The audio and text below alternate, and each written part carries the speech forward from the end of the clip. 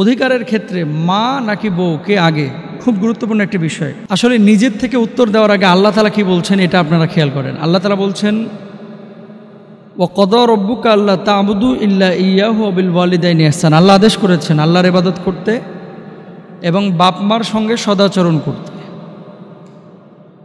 সূরা নিসার মধ্যে আল্লাহ তাআলা বলছেন ওয়া আবুদুল্লাহ ওয়া লা তুশরিকু বিহি শাইআ ওয়া বিল ওয়ালিদাইনি ইহসানা। আল্লাহর ইবাদত করো, আল্লাহর সাথে কাউকে শরীক করো না, আর বাপ মার সঙ্গে সদাচরণ করো। বাপ মার খেদমত করা, আল্লাহর ইবাদত করা, এটা আপনার উপরে কিন্তু আবশ্যক, আল্লাহ তাআলা ফরজ করে দিয়েছেন। তো মা বাপের খেদমত করা আল্লাহ তাআলা ফরজ করেছেন। আল জান্নাতু তাহতা আকদামিল উম্মাহাত, মায়ের পায়ের নিচে সন্তানের বেহেশত। আল্লাহ তাআলা রাসূল সাল্লাল্লাহু আলাইহি ওয়াসাল্লাম কথা বলেছেন। রাসূল আরও বলছেন হুমা জান্নাতুকা ওয়া নারুক, বাবা মা তোমার জান্নাত, বাবা মা তোমার জাহান্নাম। এটা গেল কোরআনের কথা এবং হাদিসের কথা। এবার আসেন কোরআনুল কারীম আল্লাহ তাআলা আরও কি বলছেন স্ত্রীদের ব্যাপারে, ওয়া আশিরুহুন্না বিল মারুফ, স্ত্রীদের সঙ্গে তোমরা ভালো আচরণ করো। তাহলে যে আল্লাহ তাআলা কোরআনে বললেন বাপমার সঙ্গে ভালো আচরণ করো, তাদের খেদমত করো, তাদের সঙ্গে উত্তম আচরণ করো, সে আল্লাহ স্ত্রীদের সঙ্গে উত্তম আচরণের কথা বললেন। এবার আসেন হক দেওয়ার ক্ষেত্রে আল্লাহ তাআলা কি বলছেন ওয়া আলাল মাউলুদি লাহু রিজকুহুন্না ওয়া কিসওয়াতুহুন্না বিল মারুফ। এই যে স্ত্রী পরিজন সন্তান সন্ততির সমস্ত ভরণ পোষণের দায় দায়িত্ব কার উপরে? স্বামীর ওপরে। তো এটা তো আল্লাহ তাআলা নিজেই বলেছেন সূরা বাকারার মধ্যে। তো বাবা মার জায়গায় বাবা মা, মানে মায়ের জায়গায় মা, বউয়ের জায়গায় বউ। হক আপনার দুইজনেরই আদায় করতে হবে।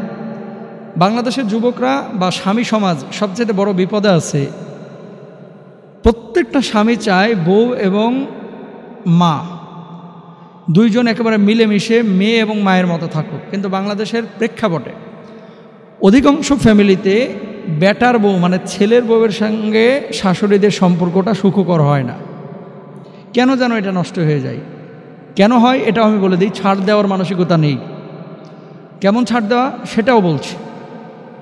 নিজের মেয়ে যখন, আমি এর আগেও একদিন বলেছিলাম, নিজের মেয়ে যখন রান্নাবান্না করে, নিজের মেয়ে রান্নাবান্নাতে যদি লবণ তেল মশলা কমও দেয় বা নাও দেয়, অনেক সময় শাশুড়িরা বলে ছোট মানুষ বুঝে নাই, সমস্যা নাই, কোনো রিয়্যাক্ট করে না। আর বেটার বউ যদি একদিন লবণ কম দিছে, তোর মা কি তোরে রান্নাবান্না শেখায় নাই?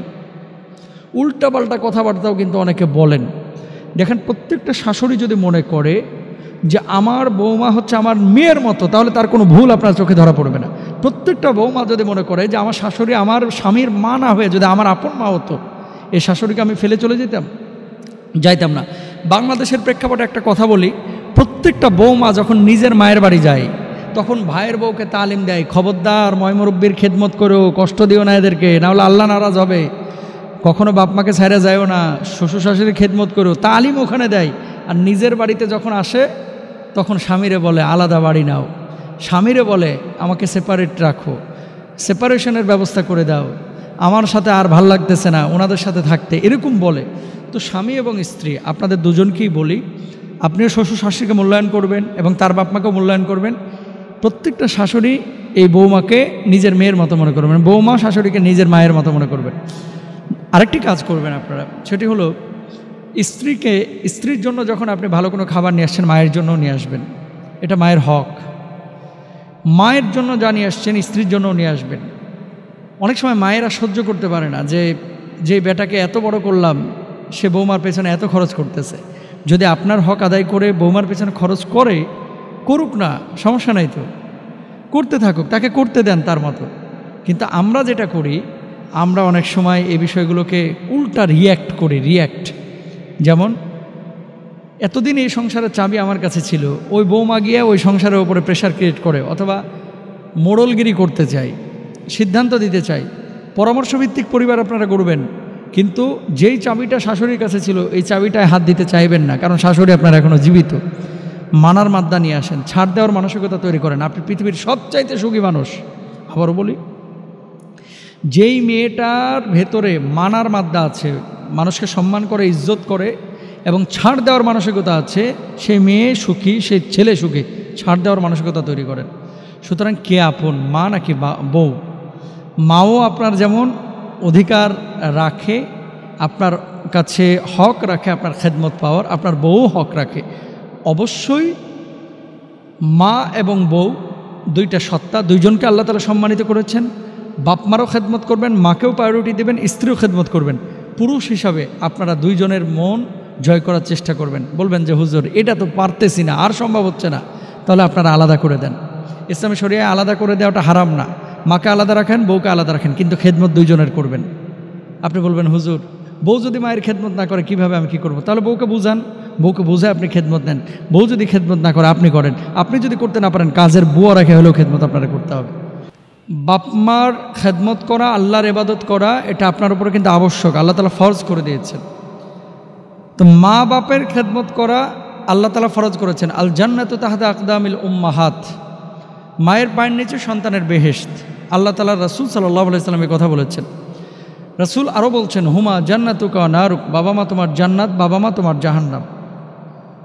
এটা গেল কোরআনের কথা এবং হাদিসের কথা। এবার আসেন কোরআনুল কারীম আল্লাহ তাআলা আরও কি বলছেন স্ত্রীদের ব্যাপারে, ওয়া আশিরুহুন্না বিল মারুফ, স্ত্রীদের সঙ্গে তোমরা ভালো আচরণ করো।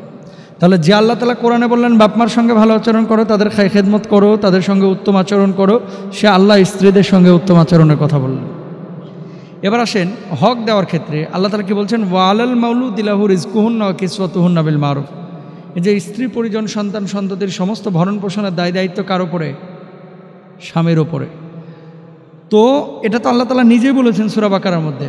তো বাবা মার জায়গায় বাবা মা, মানে মায়ের জায়গায় মা, বউয়ের জায়গায় বউ। হক আপনার দুইজনেরই আদায় করতে হবে। বাংলাদেশের যুবকরা বা স্বামী সমাজ সবচেয়ে বড় বিপদে আছে। প্রত্যেকটা স্বামী চায় বউ এবং মা দুইজন একেবারে মিলেমিশে মেয়ে এবং মায়ের মতো থাকুক, কিন্তু বাংলাদেশের প্রেক্ষাপটে অধিকাংশ ফ্যামিলিতে বেটার বউ মানে ছেলের বউয়ের সঙ্গে শাশুড়িদের সম্পর্কটা সুখকর হয় না। কেন যেন এটা নষ্ট হয়ে যায়। কেন হয় এটা আমি বলে দিই, ছাড় দেওয়ার মানসিকতা নেই। কেমন ছাড় দেওয়া সেটাও বলছি।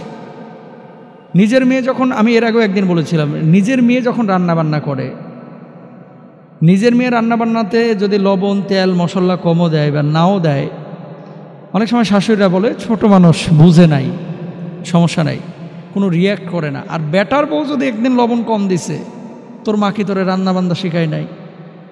উল্টাপাল্টা কথাবার্তাও কিন্তু অনেকে বলেন। দেখেন প্রত্যেকটা শাশুড়ি যদি মনে করে যে আমার বৌমা হচ্ছে আমার মেয়ের মতো, তাহলে তার কোনো ভুল আপনার চোখে ধরা পড়বে না। প্রত্যেকটা বৌমা যদি মনে করে যে আমার শাশুড়ি আমার স্বামীর মা না হয়ে যদি আমার আপন মা হতো, এই শাশুড়িকে আমি ফেলে চলে যাইতাম না। বাংলাদেশের প্রেক্ষাপটে একটা কথা বলি, প্রত্যেকটা বৌমা যখন নিজের মায়ের বাড়ি যায় তখন ভাইয়ের বউকে তালিম দেয়, খবরদার ময়মুরব্বির খেদমত করো, কষ্ট দিও না এদেরকে, নাহলে আল্লাহ নারাজ হবে। কখনো বাপ মাকে ছাইড়া যায়ও না, শ্বশুর শাশুড়ির খেদমত করো, তালিম ওখানে দেয়। আর নিজের বাড়িতে যখন আসে তখন স্বামীরে বলে আলাদা বাড়ি নাও, স্বামীরে বলে আমাকে সেপারেট রাখো, সেপারেশনের ব্যবস্থা করে দাও, আমার সাথে আর ভাল লাগতেছে না ওনাদের সাথে থাকতে, এরকম বলে। তো স্বামী এবং স্ত্রী আপনাদের দুজনকেই বলি, আপনিও শ্বশুর শাশুড়িকে মূল্যায়ন করবেন এবং তার বাপ মাকেও মূল্যায়ন করবেন। প্রত্যেকটা শাশুড়ি এই বৌমাকে নিজের মেয়ের মতো মনে করবেন, বৌমা শাশুড়িকে নিজের মায়ের মতো মনে করবেন। আরেকটি কাজ করবেন আপনারা, সেটি হলো স্ত্রীর জন্য যখন আপনি ভালো কোনো খাবার নিয়ে আসছেন, মায়ের জন্য নিয়ে আসবেন, এটা মায়ের হক। মায়ের জন্য যা নিয়ে আসছেন স্ত্রীর জন্যও নিয়ে আসবেন। অনেক সময় মায়েরা সহ্য করতে পারে না যে বেটাকে এত বড় করলাম, সে বৌমার পেছনে এত খরচ করতেছে। যদি আপনার হক আদায় করে বৌমার পেছনে খরচ করে, করুক না, সমস্যা নাই, তো করতে থাকুক, তাকে করতে দেন তার মতো। কিন্তু আমরা যেটা করি, আমরা অনেক সময় এই বিষয়গুলোকে উল্টা রিয়্যাক্ট করি। যেমন এতদিন এই সংসারের চাবি আমার কাছে ছিল, ওই বৌমা গিয়ে ওই সংসারের উপরে প্রেশার ক্রিয়েট করে, অথবা মোড়লগিরি করতে চাই, সিদ্ধান্ত দিতে চাই।